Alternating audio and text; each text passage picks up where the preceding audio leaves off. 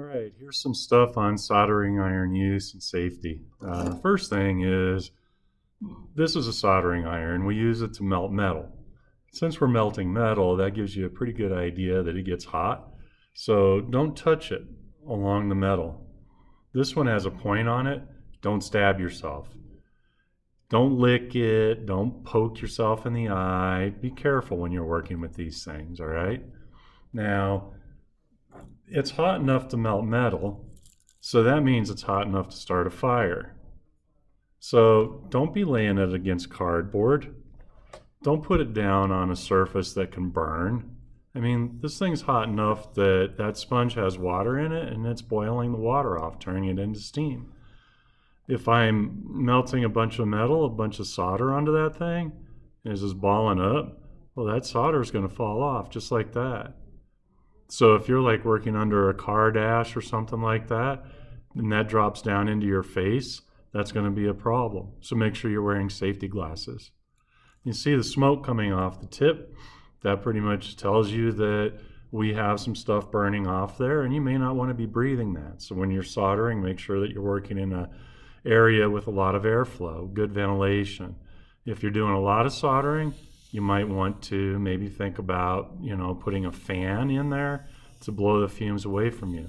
Now you notice that I had a little bit of solder on that tip, and so what I did was I took the tip and started wiping it on that sponge. That's how we clean our tip. And we want to make sure that we keep the tips of our soldering irons clean. If they're not clean, they start looking like this. This tip has a whole bunch of carbon on it, and that carbon will actually insulate it. And so this won't melt metal very well, and we want it to melt metal. What kind of metal are we melting? Well, in this case, we're melting this soldering wire, and you can see it says tin, lead, rosin core. Well, the first thing I want to talk about is the fact that we have tin and lead. So we have SN, which is tin, and PB, which is lead, in a ratio of 60 to 40. So 60% of the solder is tin, 40% is lead. Lead is one of those metals that can really do us some hurt. So don't chew on the solder.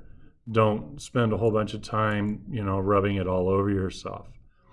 Now it says rosin core. What that means is that we have a material in this solder that allows the solder to flow a little bit, and that's known as flux. And we see here that we have 1.8% flux. The flux that we're using is rosin flux, and again, that allows the metal to flow more easily. There's another type of flux out there known as acid flux. We do not use acid flux when we're working with electrical components because the acid is caustic and it can damage the components. When we're done with our soldering iron, turn it off right away because, again, it gets hot. And what can happen when we don't turn it off is over a period of time, we build up this carbon first, and if it stays on long enough, like this one did, we could start to really damage the tip. And you can see that tip's not good for anything. So I'll replace this tip before it gets used again. Soldering is fun. It's interesting. It allows me to do things like I can, put a different pickup in a guitar. I can fix a wire in a car. I can, build some kind of a circuit. All kinds of things that I can do when I know how to solder. But anytime we're soldering, you want to make sure that you're, just being smart, be safe, don't do stupid things, and have a good time.